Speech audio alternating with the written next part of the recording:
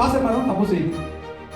மற்றவனை சோர பண்ணி மாவன் இடறி விழுந்து உள்ளதான் பிரச்சனை வரும். டைம் இருக்கு. அந்த டைம்ல அவர் நம்மளை உயர்த்த நினைச்சா ஒருவராலும் ஒண்ணு செய்ய முடியாது.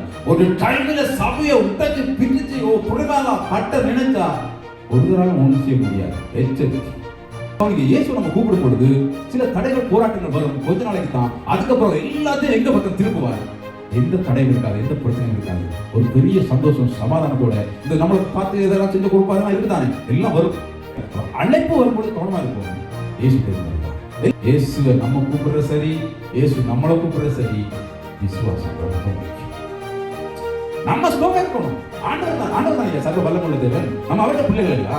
அவர் எங்களுக்கு அதிகாரம் இருக்கார். உலகத்துல உள்ளவர்களுக்கு அதிகாரம் இருக்கா இல்லையே? அதை மேல எங்களுக்கு அதிகாரம் இருக்கு. நான் அந்த தைரியம் வைராக்கியம் எனக்கு வேணும். அந்த ஜெபம் வேணும். அந்த வார்த்தையோட ஆழம் உங்களுக்கு வேணும். இதை பிள்ளைகளுக்கு சொல்லுவோம். ஆமென். உலகத்துல இருக்கிற எதுவும் நம்மள ஒன்றும் செய்யாது. ஆமென். வஸ்திரம் தகுதியாக பாருங்க. தகுதியாக ஓகே. எங்க இருந்தாலும் ஆண்டோட பிள்ளை ஒன்று தொடுவது. அநேக சபைகள்ல, அநேக திருச்சபைகள்ல விசுவாசிகளுக்கு இடையில விசுவாசிகளுக்கு இடையில இல்லைன்னா ஊழியர்கள் காரியங்கள் இந்த பிரச்சனை இருந்துட்டுலாம் பேசுறாங்க. அவங்களால என்ன செய்ய முடியாது.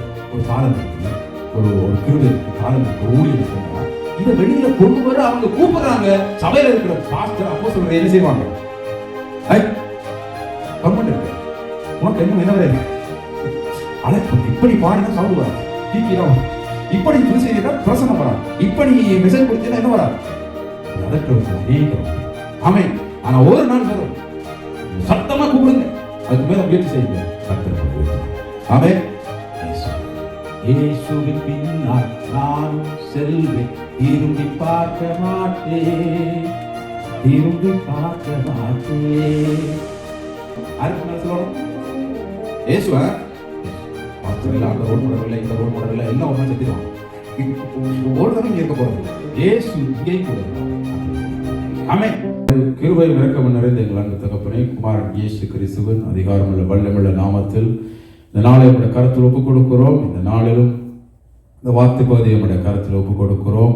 கர்த்தருடைய ஆவியானவர் எங்களோடு பேசும்படியாய் பலப்படுத்தும்படியாய் தகப்பனே, நம்முடைய வார்த்தைகளுக்கு ஜீவனும் வல்லமை உண்டு. ஜீவன் நிறைந்த நம்முடைய வார்த்தைகள் எங்களுக்குள்ளே வல்லமையை பெற்றுத்தரும்படியாய் ஜெபிக்கிறோம். இயேசுவின் நாமத்தில் பிதாவே, ஆமென். ஆமென். இந்த நாளில் ஒரே ஒரு சம்பவம், நமக்கு தெரிந்த ஒரு சம்பவம், அந்த சம்பவத்தில் இருந்து நம்ம பார்க்க போகிறோம். அப்படி எடுத்துக்கொள்வோம். மாற்கு சுவிசேஷம் 10வது அதிகாரம் 46 இருந்து வாசிக்க கேட்போம். மாற்கு 10:46 இருந்து வாசிக்க கேட்போம். 64ஆம் பக்கம். பின்பு அவர்கள் எரிகோவுக்கு வந்தார்கள். அவரும் அவருடைய சீஷர்களும் திரளான ஜனங்களும் எரிகோவை விட்டு புறப்படுகிற போது திமேயுவின் மகனாகிய பர்த்திமேயு என்கிற ஒரு குருடன் வழி அருகே உட்கார்ந்து பிச்சை கேட்டுக் கொண்டிருந்தான். அவன் நசரேயனாகிய இயேசு வருகிறார் என்று கேள்விப்பட்டு, இயேசுவே, தாவீதின் குமாரனே, எனக்கு இரங்கும் என்று கூப்பிடத் தொடங்கினான். அவன் பேசாதிருக்கும்படி அநேகர் அவனை அதட்டினார்கள். அவனோ, தாவீதின் குமாரனே, எனக்கு இரங்கும் என்று முன்னிலும் அதிகமாய் கூப்பிட்டான். இயேசு நின்று அவனை அழைத்து வர சொன்னார்.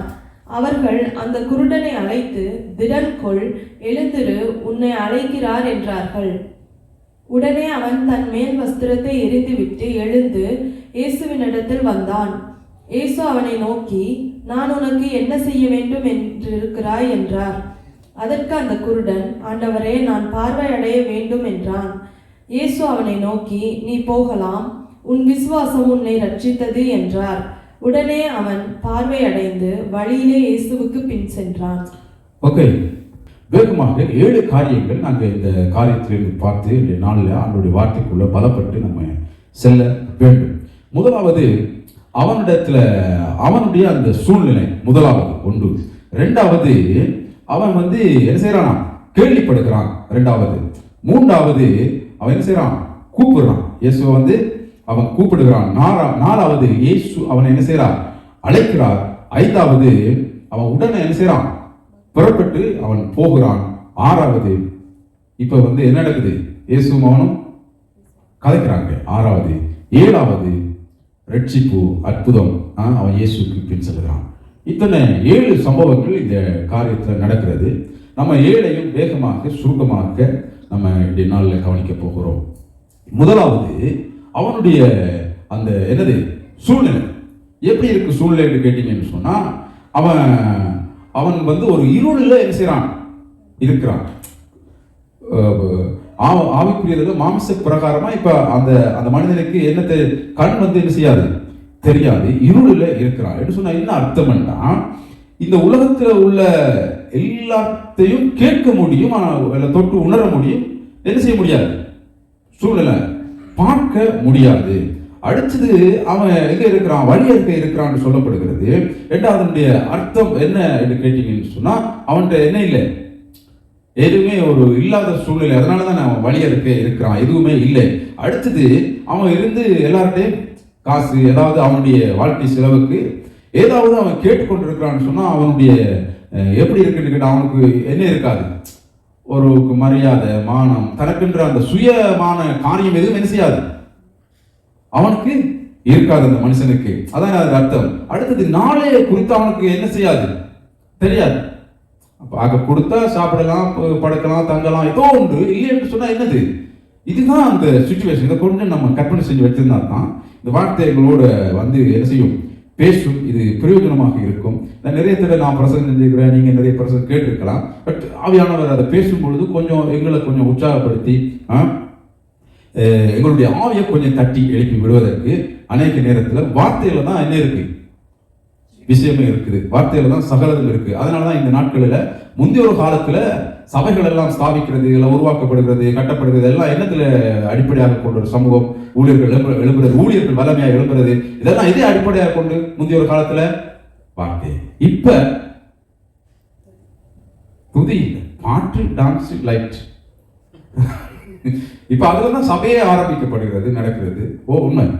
இப்ப வந்து அது குறைஞ்சிட்டு, எது வார்த்தை குறைஞ்சிட்டு, அவன் கவனிக்க வார்த்தையில தான் சகலம் இருக்கு. அதனாலதான் அவர் வார்த்தையா இருந்து மாமிசமா என்ன செய்தார், எங்கள் மத்தியில் வெளிப்பட்டார் சொல்லப்படுகிறது. அதுலதான் எல்லாமே இருக்கிறது, இந்த வார்த்தையில தான் எல்லாமே இருக்கிறது. சரி, அப்ப முதலாவது காரியம் சூழ்நிலை நமக்கு என்ன செய்ய இப்ப தெரிஞ்சிட்டு இல்லையா, அந்த மனிதனுடைய சூழ்நிலை ஒரு ரொம்ப இக்கட்டுக்குள்ள இருக்கு. அதனாலதான் வேதம் சொல்கிறது, வருத்தப்பட்டு பாரம் சுமக்கிறவர்களை நீங்க எல்லாரும் என்னிடத்தில் வாருங்கள், உங்களை என்ன செய்வன், இளைப்பாறுதல் தருவேன். உள்ளத்துல ஒரு சமாதானம், ஒரு விடுதலை, ஒரு நிறைவு, இளைப்பாறுதல் அவர் என்ன செய்வார், அவர் தருவார். அது மாத்திரமல்ல, மத்தேயு சுவிசேஷத்தில் இன்னைக்கு அந்த வசனம் நான் எடுக்கல. அவர் சொல்கிறார், நான் பசியா இருந்தேன், எனக்கு ஆகாரமா தந்தீங்க அப்படியே சொல்லிக்கொண்டே வருகிறார் இல்லையா. உடை இல்லாம இருந்த உடையா தந்தீங்க, இதெல்லாம் சொல்லுகிறார் பாருங்க. அது மாத்திரமல்ல, ஒரு வேதவசனம் இப்படி சொல்லுகிறது, ஏழைக்கு இறங்குகிறவன் கர்த்தருக்கு அடே கப்பா, அவன் கர்த்தருக்கு என்ன செய்தோம், நல்ல வட்டி இல்ல, கொஞ்சம் விட்டா நம்ம வட்டிக்கு கொடுப்போம். அதாவது இதுல அர்த்தம் என்னன்னா, இந்த மனிதனுடைய சூழ்நிலை இப்படி இருக்கிறது, ஆனா தேவனுடைய பார்வை வேற மாதிரி இருக்கு. புரியுதா உங்களுக்கு? மனுஷனுடைய பார்வை ஒரு விதம், ஒரு கணக்கெடுக்காம இருக்கிற தெரியாத இது நினைப்பான். ஆனா தேவனுடைய பார்வை இன்னொரு விதம். ஏழைக்கு இறங்குறவர் கர்த்தருக்கு என்ன, கர்த்தர் அந்த அந்த அந்த இடத்துல இருக்கிற அந்த அந்த ஆளை, அந்த நபரை, என்ன பேர், பத்தி அவரை கர்த்தர் இந்த இடத்துல வச்சிருக்கிறார். புரியுதா உங்களுக்கு? தேவன் அந்த மனுஷனை தன்னுடைய இடத்துல வச்சிருக்கிறார். அந்த மனுஷனுக்கு உதவி செய்கிற ஆள், எனக்கு என்ன செய்தீங்க, கடன் கொடுத்துட்டீங்கன்னா இப்ப அந்த ஆள் எங்க இருக்கு, பிதாவின் வலப்பக்கத்துல ஏசு கிறிஸ்து இருக்கிற மாதிரி அப்படித்தான் அது அர்த்தம் இல்லையா? அப்ப அதை விட அந்த மத்தேயுல பாருங்க, அவர் சொல்றாரு, நீங்க நான் உடை இல்லாம இருந்தேன், எனக்கு தந்தீங்களா, சாப்பாடு இல்லாம இருந்தேன், தந்தீங்களா? அப்ப அவங்க இருக்கிறாங்க, நீங்க எங்க ஆண்டவரே இருந்தீங்க, யாரெல்லாம் அப்படி இருக்கிறானோ அவனுக்கு செஞ்சீங்கண்டா, எனக்கு சேரமானண்டா. ஆண்டவருடைய அற்பமானவர்களுடைய குறித்து தேவனுடைய பார்வையும் மனுஷனுடைய பார்வையும் வேற. ஆமே. அப்ப கவனிங்க, இது ஒரு சரீர பிரகாரமாய் கண்ணை குறித்து அதில் எழுதியிருந்தாலும், நம்ம ஆவிக்குள்ள உள்ளான மனுஷன்ல பலவிதமான காரியங்கள்ல இருப்போம். அது வந்து பார்க்கிற இன்னொரு ஆளுக்கு என்ன செய்யாது, தெரியாது. உள்ளத்துல எனக்கு பல துன்பங்கள், துயரங்கள், கவலைகள்லாம் இருக்கு. உங்களுக்கு பார்க்கும்போது தெரியுமா, ஓரளவுக்கு முகத்துல ஏதாவது கண்டுபிடிக்கலாம் ஓரளவுக்கு. ஆனா மீதி எல்லாம் என்ன செய்யாது, தெரியாது. அப்ப இந்த உலகத்துல வாழ்கிற பல விதமான மனிதர்களுக்கு பல விதமான காரியங்கள் உள்ளான மனுஷன்ல வெளிப்பிரகாரமான சரீரத்துல இருக்கிறது. அப்படி இருக்கிறவர்களை எல்லாம் தேவன் எப்படி பார்க்கிறார் என்கிறது தான் அவருடைய கிருபை, அவருடைய அன்பு, அவருடைய சிநேகிதம் எப்படி இருக்கிறதுன்றதுதான் அந்த நம்ம பார்க்க வேண்டிய பகுதி. அப்ப சூழ்நிலை எப்படி இருக்கிறது? அப்ப நம்ம எங்களோட வாழ்க்கையிலையும் சூழ்நிலைகள் பலவிதமான காரியங்கள், பலவிதமான தேவைகள் இல்லைன்னா இந்த இப்படிப்பட்ட சூழ்நிலைகளுக்கு இருக்கும் பொழுது கர்த்தர் தான் சரியா இதை புரிந்து கொள்வார். ஆமென். கர்த்தர் தான் சரியா அதை புரிந்து கொண்டு நம்மளை நடத்துகிறதற்கு உண்மையுள்ள தெய்வமாக இருக்கிறது. மற்றபடி என்ன செய்யாது, எல்லா இடத்துலையும் நம்ம அதை சரியாக பெற்றுக்கொள்ள முடியாது. அப்ப அந்த சூழ்நிலை எப்படி இருந்தாலும் ஆண்டவருடைய பார்வை வித்தியாசமா இருக்கும். அதனால தான் வேதத்துல நான் ஏற்கனவே சொன்ன மாதிரி ஏழைக்கு இறங்குறவன் கர்த்தருக்கு என்ன செய்யறான், கடன் கொடுக்கிறான் என்று சொல்லி ஆண்டவர் அவர்கள் எல்லாம் உயர்த்தி வைத்திருக்கிறதற்கு காரணம். சரி, முதலாவது சூழ்நிலை, பத்திமையுடைய சூழ்நிலை முதலாவது. இரண்டாவது கேள்விப்படுதல். இப்ப அவனுக்கு என்ன நடக்கிறது, கேள்விப்படுது. இதுக்கு மாத்திரம் ஒரு வசனம் நடக்கிறது. லூக்காவில் பார்ப்போம் அதே சம்பவத்தை. லூக்கா 18:36. லூக்கா 18:36 வாசிச்சுட்டு திரும்ப இதுக்கு வருவோமா? ஜனங்கள் நடக்கிற சத்தத்தை அவன் கேட்டு இது என்ன என்று விசாரித்தான். நசரேயனாகிய இயேசு போகிறார் என்று அவனுக்கு அறிவித்தார்கள். அப்பொழுது அவன், இயேசுவே, தாவீதின் குமாரனே, எனக்கு இரங்கும் என்று கூப்பிட்டான். போதும். இப்ப கவனிங்க, என்ன செய்யறான் அவன்? கேள்விப்படுகிறான். அதாவது இப்ப இரண்டாவது என்ன நம்ம பார்க்கிறோம் அந்த சம்பவத்தில இருந்து, முதல்ல அந்த சூழ்நிலை, இரண்டாவது கேள்விப்படுகிறான். எப்படி கேள்விப்படுகிறான்? ஜனங்க எல்லாம் நடக்கிற சத்தம் வந்து இவனுக்கு என்ன செய்யுது, கேட்குது. நல்லா கவனிங்க. நமக்கு என்னதான் பிரச்சனை இருந்தாலும், என்னதான் காரியங்கள் இருந்தாலும், கர்த்தர் ஏதோ ஒரு வழியை உண்டு பண்ணுவார். ஆமென். ஏதோ ஒரு வழியை உண்டு பண்ணுவார். ஒரு காலம் ஒருவரையும் அவர் புறம்பே தள்ள மாட்டார். யாரு? கர்த்தர் இயேசு கிறிஸ்து. மனுஷன் சொன்ன நேரத்தில் தள்ளி விட்டுருப்போம். அதனாலதான் அவர் வெளிவெற்றிருக்காரு. ஏழை கிரகணி கர்த்தரை கொடுக்கிறார் வெளிவெற்றி. அப்ப கவனிங்க, அவனுடைய சூழ்நிலை அப்படி இருக்கிறது. இயேசு அந்த வீதியில போய்கொண்டு இருக்கிறார். ஜனக்கூட்டம் எல்லாம் திரளாய் போகிறது. இப்ப இவனுக்கு என்ன செய்ய முடியாது, அதை அறியவோ தெரிஞ்சுக்கொள்ளவோ முடியாது. அவனுடைய சூழ்நிலை பலகீனம் அப்படி இருக்கிறது. ஆனா அவனுக்கும் ஆண்டவர் என்ன செய்றார், கால் சத்தத்தை வச்சு அவனும் அதை புரிந்து கொள்ள வேண்டும் என்று விரும்புகிற ஒரு நல்ல ஆண்டவர் இயேசு கிறிஸ்து. ஆமென். கர்த்தர் தான் எல்லாரும் சைலன்ஸா நடக்க வச்சிருக்கலாம். கர்த்தர் சத்தத்தை வர வச்சதே அவனுக்காக. அவருக்கு முன்னால பெரும் கூட்டம் போகிறது. அவர் அந்த கூட்டத்தை பார்க்கல, அங்க இருந்த பத்திமையை பார்த்தான். ஆமென். அங்க இருந்து அவன் என்ன செய்யறான், ஆண்டவர் பார்க்கிறார். அவன் கால்கள் சத்தம் கேட்கிறது. அவன் தட்டி என்ன செய்யறான், என்னப்பா சத்தம் என்று சொல்லி அவன் என்ன செய்யறான், அவன் கேட்கிறான். கேட்கும் பொழுது நாசரனாகிய இயேசு போகிறார் என்று சொல்லப்படுகிறது. கவனிங்க, இதுல இருந்து நம்ம இன்னொரு காரியத்தை இதுல இந்த சம்பவத்துல நம்ம கற்றுக்கொள்ள வேண்டும். கிறிஸ்தவர்களுடைய நடைய கேட்டோ பார்த்தோ மற்றவர்கள் இயேசுவை விசாரிக்கணும். ஆமென். ஆண்டவர் அறிஞ்ச பிள்ளைகளுடைய நடை அங்க நடந்து இல்லையா, நம்ம எக்ஸ்ட்ராவா எல்லாத்தையும் சேர்த்து கொள்ளலாம். எங்களுடைய சாட்சி என்று சொல்லி வைக்கலாம் டீசெண்டா. இதை பார்த்து நம்மளை சொல்வதற்கு முன்பு அவங்க கேட்கணும், நம்மளை தட்டி, யோ என்னையா வித்தியாசமா இருக்கு, எப்படியா 2 வருஷம் சண்டை இல்லாம இத்தனை வருஷம் இருக்கு, எப்படி பிள்ளைகளெல்லாம் அப்படி ஒற்றுமையா இருக்கு, எப்படியா நீங்க இருந்தா பிள்ளை எழுப்பி நிக்காம, எப்படி நீங்க இருக்கும் பொழுது உங்க பிள்ளை காலுக்கு மேல கால் போடாம பணிமா இருக்குது, எப்படி நடக்குது என்று சொல்லி நம்மளை பார்த்து கேட்கணும். அப்ப சொல்லணும், உன் பிள்ளைக்கு உள்ள இருக்கிறது இயேசு. பிள்ளைகள் வெளியில போகணும். பிள்ளைகள் வெளியில போகும்போது கவனிங்க, அவங்க பார்த்து மற்றவங்க கேட்கணும், உங்க பிள்ளை கொஞ்சம் வித்தியாசமா இருக்கு, நல்ல சைலன்ஸா இருக்கு, நல்ல பழக்க வழக்கமா இருக்கு, ஒரு வித்தியாசம் தெரியுது, எப்படி? அப்ப நம்ம என்ன செய்யணும், கேட்கணும். தனி அதுல மட்டும் இல்ல, எல்லா காரியங்கள்லையும் மற்றவங்க கேட்கத்தக்க ஒரு யோசிச்சு பாருங்க. கண் தெரியாத ஒரு ஆளை தட்டி என்ன செய்யுது, கேட்குது. தெரிஞ்ச எவ்வளவு பேரோட நம்ம பழகிறோம், நம்மளை பார்க்கிற எவ்வளவு பேரோட பழகிறோம். யாராச்சும் கேட்கிறானா யாருக்கு என்ன, நம்ம உலகத்தோட ஒத்து போறது சோழியே எதிர்ப்பேன்னு சொல்லி அப்படியே ஒத்து அப்படியே போறதுனால அவன் கேட்க போறதில்லை, நம்ம சொல்ல போறதும் இல்லை. நம்மளே அனுபவிச்சுட்டு நம்மளே போக வேண்டியதான். அவ கவனிங்க, ஆண்டவர் ஒவ்வொருவருடைய சூழ்நிலையை புரிந்து கொள்கிறார். இருக்க வழியா போகிறார், ஜனக்கூட்ட போகிறது, அவர் பார்த்துட்டார், எப்படியோ தெரிஞ்சிட்டு அவனையும் கூப்பிடணும்னு சொல்லி அவர் தீர்மானிச்சிருக்கிறார். ஆமென். அதனால அவன் சக்தி கேட்கிறார், என்ன போகுதுன்னு கேட்கும் பொழுது தட்டி அப்படி சொல்லுகிறார், இயேசு போகிறார் என்று சொல்லுகிறார். இரண்டாவது காரியம் அவன் என்ன செய்யறான்? கேள்விப்படுகிறது. மூன்றாவது அவன் என்ன செய்யறான்? கூப்பிடுறான். இப்ப நீங்க மார்க்கு சுவிசேஷத்துல 47-48 வாசிங்க. அவன் நசரேயனாகிய இயேசு வருகிறார் என்று கேள்விப்பட்டு, இயேசுவே தாவீதின் குமாரனே எனக்கு இரங்கும் என்று கூப்பிடத் தொடங்கினான்.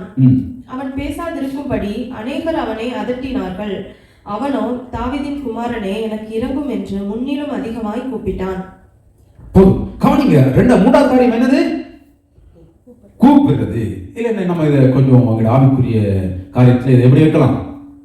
ஒரு மன்றாட்டு, ஜெபம் அப்படின்னு சொல்லி நம்ம என்ன செய்யலாம்? வைக்கலாம். அவன் என்ன செய்கிறான்? உடனே கூப்பிடுறான், இல்லை கூப்பிட தொடங்கினான். ஜனங்கள் என்ன செய்றாங்க? அவனை கூப்பிடாத தடுக்கிறாங்க. இவன் அதுக்கு மேல இன்னும் சத்தமா என்ன செய்யறான்? கூப்பிடுறான். அப்ப கவனிங்க, சில நேரங்களில் உடனே நமக்கு எல்லாம் நடக்காது. அதனால அதுல கூப்பிட்டாங்க இல்லை, கூப்பிட தொடங்கினா இடையில பல பிரச்சனை. நீங்க இப்ப இதுல டீசெண்டா எழுதியிருக்க நினைக்கலாம், அதட்டினார்கள். இவங்க சூழ்நிலையை கொஞ்சம் யோசிங்க. இந்த ஜனம் என்னெல்லாம் செய்திருக்கணும்னு நினைக்கிறீங்க நீங்க? டீசெண்டா அதுல எழுதியிருக்குது, என்ன எழுதிருக்கு? தடுத்தாங்க. அது கூட டீசெண்டா எழுத இல்லை, அதட்டி இருக்கிறாங்கடா. மீதியெல்லாம் எழுத இல்லை. இங்க வெண்ணெல்லாம் செய்திருப்பாங்க. ஆனா அப்பனை பாருங்க, அவன்கிட்ட இருந்த அந்த தைரியத்தை, அவனுக்குள்ள இருந்த வைராக்கியத்தை பாருங்க. அவன் என்ன செய்யறான்? என்னதான் நீ அதட்டினாலும் அவன் அதை விட சத்தமா என்ன செய்தானா? பலமா கூப்பிட்டானா என்று சொல்லப்படுகிறது. அப்ப கவனிங்க, நம்ம சில நேரங்கள்ல ஆண்டவரை நோக்கி பார்த்தா போதாது, பார்த்து கொண்டே இருக்கணும். ஆமென், ஆமென். நம்ம ஆண்டவரை நோக்கி வேண்டுதல் வச்சுக்கொண்டே இருக்கணும். தேவனுக்கு ஒரு டைம் இருக்கு அதை கேட்கறதுக்கு. இடையில பல பிரச்சனை, பல போராட்டம் வரும். இவன் சூழ்நிலை கொஞ்சம் யோசிக்கிறீங்க, அப்பொழுது நம்ம பலப்படலாம். இவன் பாருங்க, அவனுடைய சூழ்நிலை, நான் முதல்ல சொன்னேன், எதுவுமே அவனுக்கு முடியாது. ஆமென், எதுவுமே முடியாது. நாளை குறித்து பிரச்சனை அவனுக்கு எதுவுமே இல்லை, வழியோரத்தில் இருக்கிறான்.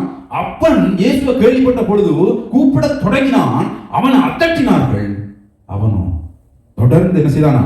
கூப்பிட்டான். தொடர்ந்து சாதாரண கூப்பிடலாம், இன்னும் சத்தமா கூப்பிட்டான். அப்ப கவனிங்க, எங்க வாழ்க்கையில தேவனை நோக்கி பார்த்து கொண்டே இருக்கணும். பல தடைகள் வரும், பல தந்திரமான உபாயங்கள் வரும், பல அக்னி ஆஸ்திரங்கள் வரும், பல இங்க மெயின் எழுதியிருக்காரு மனுஷன், எல்லாம் மனுஷ ரூபத்தில் நமக்குரிய வாழ்க்கையை கெடுக்க, நம்ம தொடர்ந்து கூப்பிடாதபடிக்கு, தேவனோடு தொடர்ந்து நடக்காதபடிக்கு பல விதமான இயேசுவுக்கு பின்னால போற சனம் தான் அவனை அதட்டினது.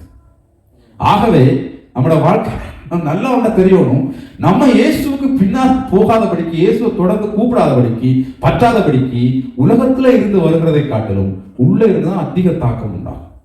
உள்ள இருக்கிறவன் தான் நமக்கு பிரச்சனை உண்டு பண்ணுவான். உள்ளதான் கள்ள உபதேசம். வெளியில யாரும் கள்ள உபதேசம் எப்படி செய்வாங்க? கள்ளத்திற்கு வெளியில எப்படி செய்வாங்க? செய்வாங்க. எல்லாம் உள்ளதான் வரும். உள்ள இருக்கிற பாசமா தான் தப்பு செய்யுது. மற்றவனை சோர பண்ணி மாவன் இடறி விழுந்து உள்ளதான் பிரச்சனை வரும், உள்ளதான் அகற்றுவோம். அப்படித்தான் நான் இருப்பேன், நீங்க இப்படித்தான் இருக்கணும் விரட்டி பல காரியங்களை என்ன செய்வாங்க? உள்ளுக்குத்தான் வருவாங்க. அப்போ மனிதர்கள் என்ன செய்தாங்க? தடை பண்ணினாங்க. அப்போ நீங்க அநேக சத்ருவுடைய தடைகள் வரும், அசுத்த கிரியைகளுடைய தடைகள் வரும், இப்படி பல காரியங்கள் வரும். ஆனாலும் எங்களுக்கு கொண்டு தெரியும், நம்ம கூப்பிட தொடங்கி இருக்கிறோம். என்னட்ட கேட்டா இதை எப்படி விளைக்கொள்ளணும்டா, நம்ம இப்ப ஆண்டவரை நோக்கி பார்த்துட்டோம். ஆமென்.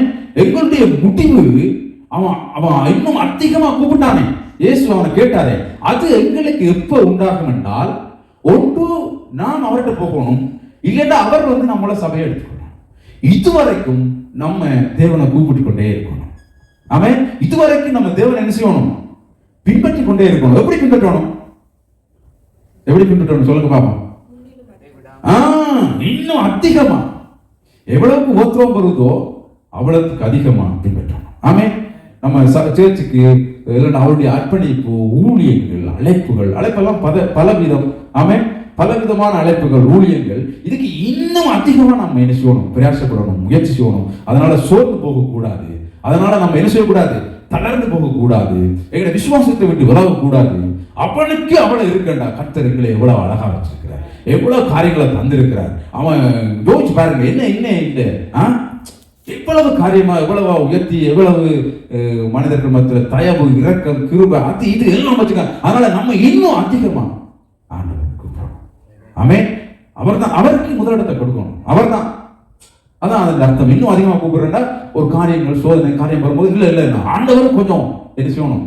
கொஞ்சம் கூட அதிகமா கொடுக்கணும் அப்படின்னு சொல்லி நம்ம இன்னும் அதிகமாக கூப்பிடணும். அப்ப தெரிந்து கொள்ளுங்க, எங்களோட வாழ்க்கையில அவனுக்கே தடை வருது என்று சொன்னா, அதற்கு நாங்கள் சொன்னா நம்ம இயேசுவை சரியா பின்பற்றும் போது வரும்.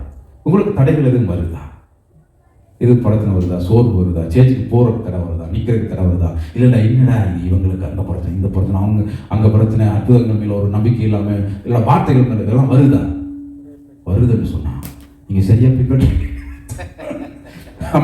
சரியா கூப்பிடுறீங்க. ஒண்ணுமே வரல, நான் பாட்டுக்கு போறேனப்பா, ஹாயா இருக்க, ஒரு சோப்பு இல்ல, அசதி இல்ல, அந்த மாதிரி இருக்கிறேன்னு சொன்னா எங்கேயோ ரோங்கா போகுதுன்னு அர்த்தம்.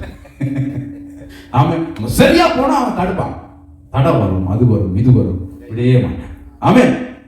அப்படியா கூப்பிட்டான், மன்றாட்டு. ஓகே. அடுத்த காரியம் அழைப்பு.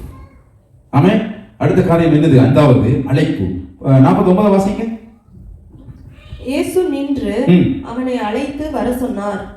அவர்கள் அந்த குருடனை அழைத்து, திடன்கொள், எழுந்திரு, உன்னை அழைக்கிறார் என்றார்கள். அப்ப கவனிங்க, அழைப்பு இப்பொழுதும் அவனுக்கு என்ன வருகிறது? இயேசுட்ட இருந்து அழைப்பு வருகிறது. நல்லா கவனிங்க, இயேசு நம்மளை அப்படி அழைக்கும் பொழுது இப்ப அதட்டினதாரு அதே குரூப் தான் என்ன செய்யுது? அவனை எழுப்பி பாப்பா இயேசு கூப்பிடுறாரு. உள்ளத்துல என்னெல்லாம் என்ன நினைத்தாங்களோ எனக்கு தெரியல. ஆனா இயேசு கூப்பிட்டா அங்க ஓது தரவா ஒண்ணும் செய்ய முடியாது. ஆமே. அவருக்கு ஒரு டைம் இருக்கு. அந்த டைம்ல அவர் நம்மளை உயர்த்த நினைச்சா ஓற்றுவரால ஒண்ணும் செய்ய முடியாது. ஒரு டைம்ல சபையை உட்டச்சு பிரிச்சு புறகால கட்ட நினைச்சா ஒரு தடவை ஒண்ணும் செய்ய முடியாது. எச்சரிக்கை. ஆண்டவர் செஞ்சு முடிப்பார். ஆமே. அவ கவனிங்க, இப்ப அவனுக்கு அழைப்பு வருது. எங்க இருந்து? இயேசுட்ட இருந்து. உடனே அவங்களை எல்லாம் வந்து என்ன செய்றாங்களாம்? திடன் என்ன சொல்லுவாங்க? அவர்கள் அந்த குருடனை அழைத்து, திடன்கொள், எழுந்திரு, உன்னை அழைக்கிறார். அவங்ககிட்ட இருந்து வர்ற வார்த்தை பாருங்க. இயேசு அழைச்சா வந்து அவங்களே முதல் அதட்டின அந்த குரூப்பை என்ன செய்திருப்பார்? திடன்கொள்ளப்பா, வளப்படு. ஏன்னா இந்த பின்னால வர குரூப்புக்கு இயேசுவை குறித்து நல்லா தெரியும்.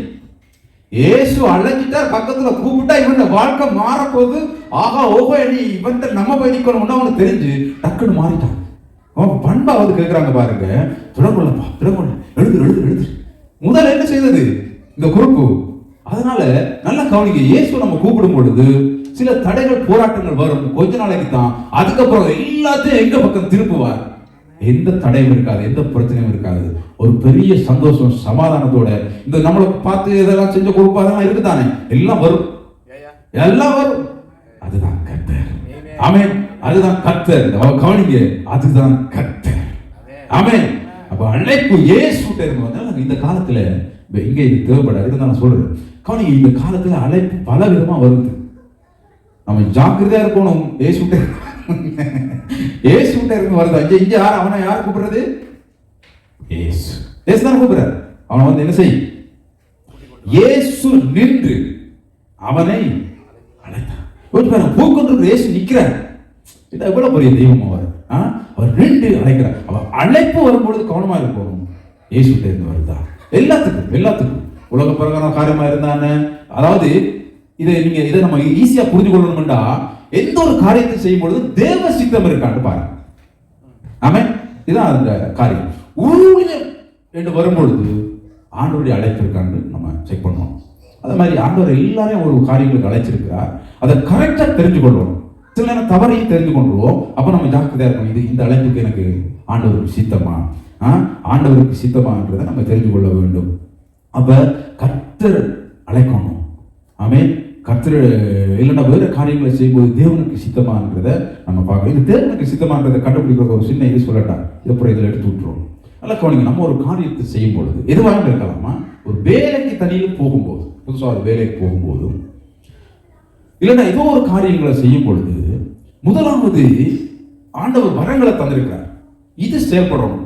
ஆண்டவரே பைபிள் எழுதியிருக்கிறார், வரம் அவனவனுக்கு எது சித்தமோ அவனுக்கு தான் கொடுக்குறார். அப்ப சில நேரம் வரம் என்ன செய்யாது, எங்களுக்கு இல்லாம போகலாம். ஓகே, அடுத்தது அது இல்லைன்னா ஒன்றும் செய்யலாம், அதை வச்சு கண்டுபிடிக்கலாம் தேவனுடைய சித்தத்தை நம்ம செய்யறது இது ஓகேயா இல்லையா. அடுத்தது இந்த பைபிள் வசனம், ஆமென், பைபிள் வசனத்தை வச்சு கண்டுபிடிக்கலாம். வசனம் தெளிவாக சொல்லுது, பல காரியங்களை சொல்லுது. பவுல் எழுதுகிறார், எல்லாவற்றையும் அனுபவிக்க எனக்கு முடியும், ஆனா எல்லாம் என்ன செய்யாது, தகுதியா இருக்காது. வசனத்தை வச்சு கண்டுபிடிக்கலாமா?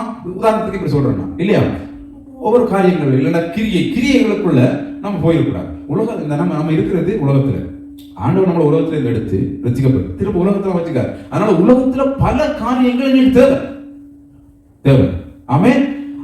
கிரியைன்றது வேற, கிரியைக்குள்ள போய் மாற்றக்கூடாது ஒரு நாள். உதாரணத்துக்கு என்னட்டு ஒரு ஆலோசனை கேட்க வந்தீங்கன்னா இந்த மாதிரி கிரியைகள் சம்பந்தம் கேட்டா நான் டைரக்டா என்ன சொல்லுவேன், இல்லையா சொல்லுவேன். ஆனா சில நேரங்களில் நம்ம சில தப்பு வர்றோம், உலகத்துல இருக்கிற எல்லாத்துக்கும் ஒதுக்குறோம். இதுவே ஆண்டவர் சுவிசேஷத்துக்கு பல நேரங்களில் தடையா இருக்கு. உலகத்துல இருக்கிற எல்லாத்துக்கும் நம்ம என்ன செய்யறோம், ஒதுக்கிடுறோம். கிரியைகள் வேற. அடுத்தது பவுல் எழுதுற மாதிரி எல்லாவற்றையும் அனுபவிக்க எனக்கு முடியும், சிலது தகுதி இருக்காது. அதை நம்ம என்ன செய்யணும், புரிஞ்சு கொள்ளணும். இது தகுதி இல்லை, விடணும். மற்றபடி எல்லாத்தையும் விட்டு எல்லாத்துக்கும் ஒதுக்கி எப்படி நம்ம இருக்கணும் இல்லையா, நல்லா உழைக்கணும். கிரியை டிரெக்டா இது கிரியேட்டு அதுக்கு நம்ம போகக்கூடாது. ஆமென். தேவனுடைய பந்தி கத்துடைய பந்தியில் என்ன செய்யலாது, இருக்கலாது. ஓகே, இது ஒன்று. எது முதல் சொன்ன ஒன்று வரங்கள் இருக்கணும், அடுத்தது வார்த்தை இருக்கணும். இதை தவிர மூன்றாவது காரியம், நம்ம ஒன்றை செய்யும் பொழுது இயேசுட்ட இருந்த அழைப்பு வருதா இல்லைன்றதை கண்டுபிடிக்கிறதா, தேவனுடைய சித்தத்தின்படி செய்யறமா இல்லைன்றதை கண்டுபிடிக்கிற சொல்லி கொண்டிருக்கிறார். அடுத்த காரியம் மூன்றாவது, நல்ல கவனிங்க, நம்ம செய்யும் பொழுதே இந்த இருதயத்துல ஒரு உணர்த்துதல் உண்டாகும். இது கண்டிப்பா எல்லாருக்கும் இருக்குமா? இப்ப நான் சொல்றது எல்லாருக்கும் இருக்கு. இதுக்கு வரமெல்லாம் தேவை, பாஸ்டர் தான் ஜெபிச்சு சொல்லணும் இல்லை இருக்கேன், இதுக்கு ஒவ்வொருவருக்கும் இருக்கு. நம்ம ஒன்று செய்யறது தானே. எங்களுடைய இருதயத்துல லைட்டா ஒரு அரசியல் புலசலா ஏதாவது தோணும், ஒரு தடங்கள் மாதிரி வரும், இல்லைன்னா ஒரு சமாதானம் இல்லாம போகும், ஒரு ஹாப்பினஸ் இல்லாம இருக்கும். புரியுதா உங்களுக்கு? அப்படி இருக்கும் பொழுது ஜெபிக்கணும். நீங்க தெரிந்து கொள்ளணும், ஓஹோ இது தேவனுக்கு என்னமோ சித்தம் இல்லை. இதையும் தாண்டி யாரோ இன்னொருவரை கொண்டு மெல்ல அதை எங்களுக்கு சொல்லுவாங்க, இது இப்படித்தான், இது கவனம் அப்படின்னு சொல்லுவாங்க. இந்த மாதிரி ஆண்டவருடைய பிள்ளைகள் எல்லாரோடையும் ஆண்டவர் பேசுவார். இதனாலதான் ஊழியம் செய்யற நம்ம அளவுக்கு அதிகமா விசுவாசிகளுக்கு இது கொடுக்கக்கூடாது. இது அட்வைஸ். ஏன்டா எல்லாரும் ஆண்டவர் பேர், இது உண்மை. இதனாலேயே சபை என்ன செய்யும், உடைஞ்சு போகும், இடரல் வரும், ஒருமனம் இல்லாம போகும். எல்லாரோட ஆண்டவர் பேசுவார். ஆண்டவர் ஒரு நாளும் யாரையும் என்ன செய்ய மாட்டார், பேச மாட்டார் அப்படின்லாம் நீங்க நினைக்காதீங்க. எல்லாரோட பேசுவார், எல்லாருக்கும் உணர்த்துவார். அப்ப தேவனிடத்துல இருந்து அழைப்பு வருதான்றதை நீங்க என்ன செய்யணும், கண்டுபிடிக்கணும். இதை எல்லாருமே கண்டுபிடிக்கலாம். ஆமென். அப்ப இங்க இயேசு என்ன செய்யறார், அவரை கூப்பிடுறான். உடனே அவன் என்ன செய்யறான், திடங்கொள்ளு எழுந்துட்டு சொல்லி அதட்டின குறிப்பை அவனை கொண்டு போகுது. இப்ப 50வது வசனம். உடனே அவன் தன் மேல் வஸ்திரத்தை எறிந்துவிட்டு எழுந்து இயேசுவின் இடத்தில் வந்தான். போதும். 5வது காரியம், உடனே என்ன செய்யலாம், நல்லா கவனிங்க. தெளிவா இயேசுதான் என்று நமக்கு தெரியும் பொழுது, அவர் சொல்லும் பொழுது உடனே என்ன செய்யணும், கீழ்ப்படியணும், உடனே செய்யணும். ஆமென். உறுதிப்படுத்திக் கொள்ளணும். ஆமென். உடனே செய்யணும். இதுல இந்த மேல் வஸ்திரத்தை அவன் என்ன செய்தானா, உடனே எழுதி போனான் எழுதலை. மேல் வஸ்திரத்தை என்ன செய்தான், உதறி போட்டு போட்டானா. இதுக்கு ஒரு ஊழியக்காரர் இப்படி சொல்றார்.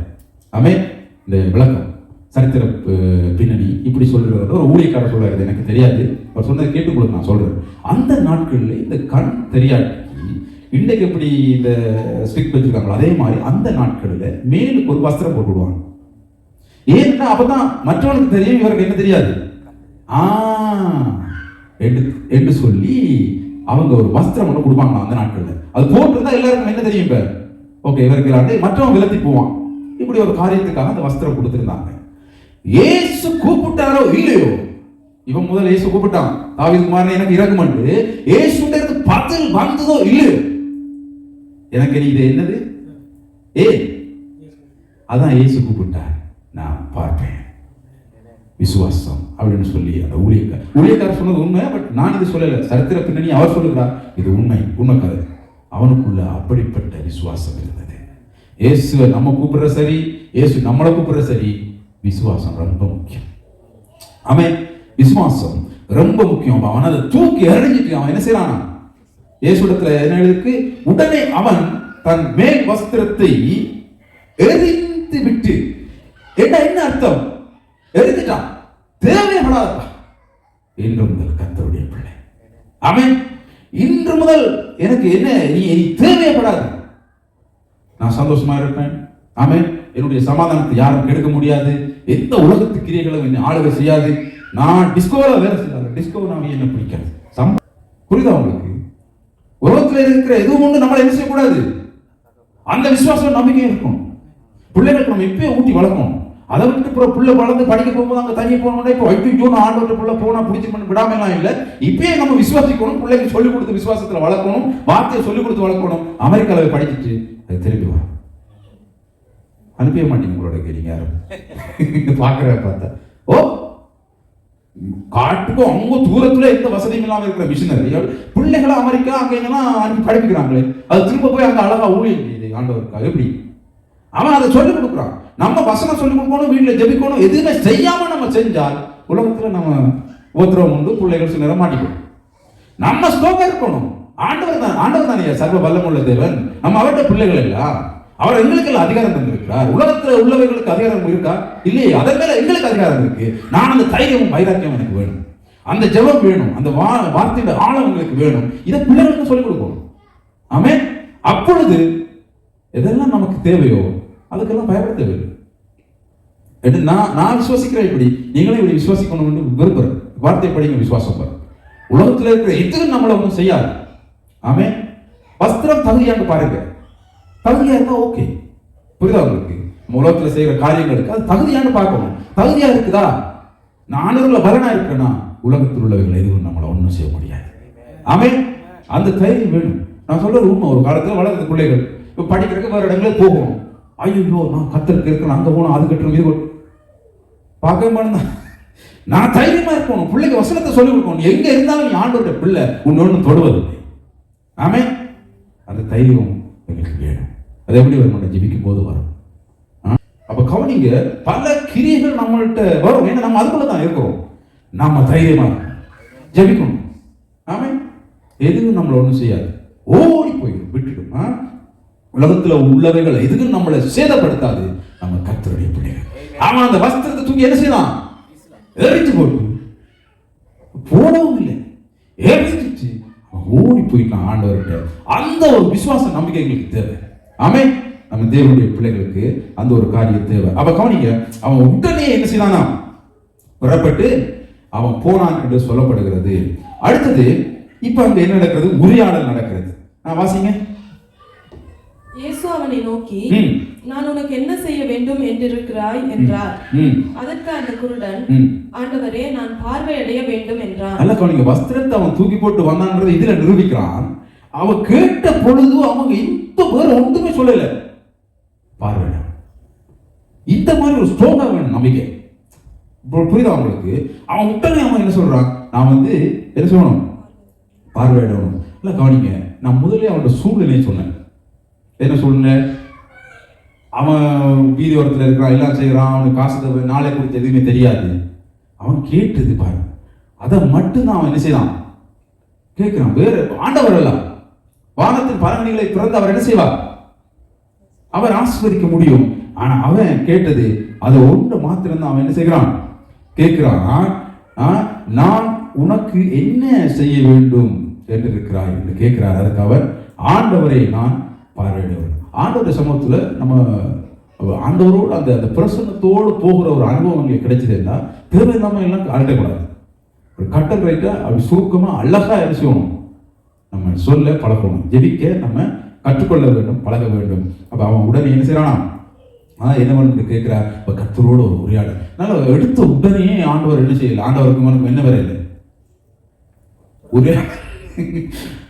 நம்மளோட பிரச்சனை தானே, எடுத்த ஒரு சபையை நம்ம கட்ட தொடங்கல, இப்பதான் தொடங்கணும். இப்பயும் ஆண்டவர் பேசும் அந்த காதை கொடுத்தா எங்க பேசு, பக்கத்து வீட்டுல அவங்க சத்தம் போடுறதாங்க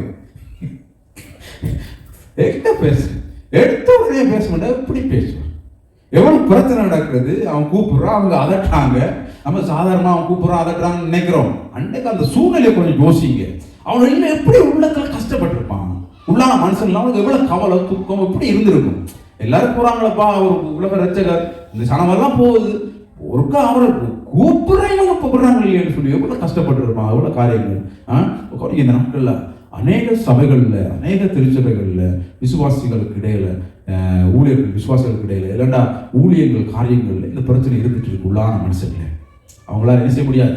ஒரு தாளந்து இருக்குது, ஒரு கிருபை இருக்கு, தாளந்து இருக்கு, ஒரு ஊழியம் இருக்குன்னா இதை வெளியில கொண்டு வர அவங்க கூப்பிடுறாங்க. சபையில இருக்கிற பாஸ்டர் அப்போஸ்தலர் என்ன செய்வாங்க, கமெண்ட் இருக்கிற உனக்கு என்ன வர அழைப்பு, இப்படி பாடினா சவுண்ட் வராது, கீக்கிதான் வரும், இப்படி புது செய்தினா பிரசனம் வராது, இப்படி மெசேஜ் கொடுத்தீங்கன்னா என்ன வராது. அப்படி அதற்றவர்கள் அநேகர் உண்டு. ஆமென். ஆனா ஒரு நாள் வரும், நீங்க சத்தமா கூப்பிடுங்க, அதுக்கு மேல முயற்சி செய்யுங்க, கர்த்தர் உங்களை உயர்த்துவார். ஆமென். அப்ப ஆண்டவர் உரையாடுகிறார். இப்பொழுதுதான் 7வது வசனம், சாரி 7வது காரியம். இயேசு அவனை நோக்கி, நீ போகலாம், உன் விசுவாசம் உன்னை ரட்சித்தது என்றார். உடனே அவன் பார்வையடைந்து வழியிலே இயேசுவுக்கு பின் சென்றான். கவனிங்க, உடனே என்ன நடக்கிறது, ரட்சிப்பு. அவன் என்ன செய்யறான், ரட்சிப்பு அடைகிறான், அற்புதம் நடக்கிறது, எல்லாம் நடந்தோன்னு அவன் எங்க போகல, இயேசுவின் பின்னால் நானும் செல்வேன், திரும்பி பார்க்க மாட்டேன், திரும்பி பார்க்க மாட்டேன். நான் முதல்ல ரசிக்கப்பட்டு ஒருவேளை ஞானஸ்நானம் எடுக்க நினைக்கிறேன். இந்த பாட்டு தான் கிறிஸ்துமஸ் ப்ரோக்ராம் வந்துச்சு, இவங்க அப்ப செஞ்சாங்க. சரி கிறிஸ்துமஸ் ப்ரோக்ராம் கேட்டா ஓகே நானும் ஒரு பாட்டை பாடுறேன்னு சொல்லி இந்த பாட்டை போய் பாடுறதுக்கு நின்றா சாச்சா, அது ஃபாதர் பக்ஸ்மன் இந்த பாட்டு, அது எவ்வளவு பிரசன்னமான பாட்டு, அது எவ்வளவு அபிஷேகம் இருக்கணும், நீரெல்லாம் இதை பாடினா வராது, இது உனக்கு வராது, அது ஒரு பிரசன்னத்தோட பாடுற பாட்டு, அது இதுன்னு சொல்லி அந்த மனசை என்ன சொல்லி நான் அப்படியே உடைச்சு போனேன். உண்மை சம்பவம், சும்மா சொல்ல இல்லை, உண்மையா நடந்தது. அவர் எனக்கு அப்படி சொன்னார், இது ஒரு பிரசன்னம் வேணும் தம்பி, இதை பாடுறேன். அந்த டைம்ல அவர் சொன்ன, சரி என்னிட்ட பிரசன்னம் இருக்கு, அப்பதான் நான் சேர்த்துக்கோங்க, அப்பதான் சேர்த்துக்குள்ள வந்திருக்கிறார், அப்ப இருக்காத்தானே. அப்ப அவர் சொன்னார், தம்பி இது உனக்கு சரிப்பட்டு வராது, இதுக்கு சொன்னார், நான் விடாமுயற்சியா, எப்படி அவன் இன்னும் அதிகமா கூப்பிட்டானோ நான் கிடையாது, மேடல பாடின அந்த பாட்டை எங்க அந்த சீடி இருக்கு யார்கிட்ட கேட்கறது, அந்த பாட்டை போட்டா அந்த ஊழியக்காரன் சொன்ன சரி நீங்க ஏற்றுக்கொள்வீங்க. ஏன்னா பின்னால் யாரும் செல்வேன் பார்க்க மாட்டேன், உண்மையா அப்படிதான் பாடினான், உண்மையா நீங்க நம்ப மாட்டீங்க, யாருமே நம்ப மாட்டீங்க, உண்மையா அப்படிதான் பாடினான். அதுக்கப்புறம் ஒரு நாள் நான் இதுக்கெல்லாம் காரணம் நான் சொல்றேன் உங்களுக்கு, நீங்க இதை ட்ரை பண்ணி பாருங்க, ஒருத்தருக்கு வித்தியாசமா நடத்துவார். நான் ரசிக்கப்பட்ட புதுசுல இந்த ஃபாதர் பக்ஸ் கெசட்டை சீடியெல்லாம் இல்லை, அது கிடந்துச்சு. நான் அதை வச்சுட்டு அந்த பாட்டை ரேடியோக்கு போட்டுட்டு முதல்ல எழுதுவேன், எழுதிச்சு திரும்ப அவற்றை ரேடியோவில் அதை போட்டுட்டு நான் இங்கே எழுதின பார்த்து பாடுவேன். ஒரு 5 பாட்டு பாடுவேன், திரும்ப முழங்கால இருந்து பக்தியா பார்த்து அப்படியே பாடுவேன். இது துதிக்க எல்லாம் தெரியாது, ஜெபிக்க தெரியாது, இதுதான் என்னுடைய 1 மணி நேரம் போகும். இது தொடர்ந்து நான் செஞ்சுட்டே இருந்தேன், இப்ப இல்லை, அதனாலதான் இப்படி இருக்கிறேன். முந்தி தொடர்ந்து இப்படி செஞ்சு கொண்டே இருந்தேன். அப்பொழுதுதான் இது பாடுறதுக்கு கொஞ்சம் எனக்கு வந்துச்சு. நம்ம எந்த முயற்சியும் செய்யாம எதுவும் வராது. வெரி சாரி, நான் நேரடியாக சொல்றேன். முந்தி மெசேஜ் கொடுக்கும் பொழுது இரவு 9 மணிக்கு இருந்தேன்னா பைபிளோட இப்படியே விடிய 4 மணிக்கு இல்லை 5 மணி வரைக்கும் நான் இருப்பேன், இருந்த மெசேஜ் ஆயுதப்படுத்து. இப்ப அப்படி இருக்கிறது இல்லை, அதனாலதான் வார்த்தை இப்படி நீங்க கேட்கும்போது இத்தனை வருது. இப்ப அப்படி இருக்கிறது இல்லை, காலையில் 6க்கு தான் ஆயுதப்படுத்தினா 7 மணி 8 மணிக்கு என்ன செய்து முடிச்சுட்டு. அதையே சொல்றேன்டா, நீங்க செய்யற ஒரு சின்ன ஊழியம் இருந்தாலும் நீங்க இதை கனம் பண்ணி இந்த மாதிரி டைம் கொடுத்து பாருங்க. ஆரம்பத்துல அதுக்கப்புறம் ஆட்டோமேட்டிக்கா எல்லாம் வரும், பாட வரும், எல்லாம் செய்ய வரும். நம்ம முதல்ல ஒரு டைம் விலக்கிரியம் மட்டும் செலுத்தணும். அவன் இருந்தான், என்ன செய்யலாம், கூப்பிட்டான், தொடர்ந்து கூப்பிட்டான், அதட்டினாங்க, அவன் ஓங்கி கூப்பிட்டான். அப்ப கவனிங்க, ரட்சிப்பு அற்புதம் அவன் இயேசுவுக்கு பின்னால செல்லணும். அவன் எப்பொழுதும் அதுல உறுதியாக இருக்கணும். யாருக்கு பின்னால செல்லணும்? இயேசுவ. இயேசு பாஸ்டர் எல்லாம் அந்த ரோல் மாடல் இல்லை, இந்த ரோல் மாடல் இல்லை, எல்லாம் ஒரு நாள் செத்துருவான். ஒரு தடவை இங்க இருக்க போறது. இயேசு இங்கேயும் கூட இருந்தார், அங்கேயும் கூட இருந்தார். ஆமென். அந்த இயேசுவை நம்ம பின்பற்றணும். அப்படி பாடமா அந்த பாட்டு, இயேசுவை பின்னால் நானும் செல்வேன், திரும்பி பார்க்க மாட்டேன், திரும்பி பார்க்க மாட்டேன். இயேசுவை பின்னால் நானும் செல்வேன், திரும்பி பார்க்க மாட்டேன், திரும்பி பார்க்க மாட்டேன். சிலுவையை முன்னா, உலகமே பின்னா, சிலுவையை முன்னா, உலகமே பின்னா. இயேசு சிந்திய இரத்தத்தினாலே என்றும் விடுதலையே, இயேசு சிந்திய இரத்தத்தினாலே என்றும் விடுதலையே. இயேசுவின் பின்னால் நானும் செல்வேன், திரும்பி பார்க்க மாட்டேன், திரும்பி பார்க்க மாட்டேன். உலகத்தின் பெருமை செல்வத்தின் மத்து எல்லாம் விட்டேன், உலகத்தின் பெருமை செல்வத்தின் மத்து எல்லாம் விட்டேன். உடல் பொருளாமே உடைமைகள் ஆகும் ஒப்பு கொடுத்து விட்டேன், உடல் பொருளாமே உடைமைகள் ஆகும் ஒப்பு கொடுத்து விட்டேன். காணவர் ஆலயம் எனக்குள்ளே இயேசு, என்ன நடந்தாலும் பெருவேளையிலும் எப்போதும் துதித்திடுவேன், என்ன நடந்தாலும் பெருவேளையிலும் எப்போதும் துதித்திடுவேன். இயேசுவின் பின்னால் நானும் செல்வேன், திரும்பி பார்க்க மாட்டேன், திரும்பி பார்க்க மாட்டேன். இயேசுவின் பின்னால் நானும் செல்வேன், திரும்பி பார்க்க மாட்டேன், திரும்பி பார்க்க மாட்டேன். பரமபிதாவே, இந்த வேளையில் கொடுக்கிறோம். நீங்கள் தந்த வார்த்தைக்காய் நன்றி செலுத்துகிறோம்.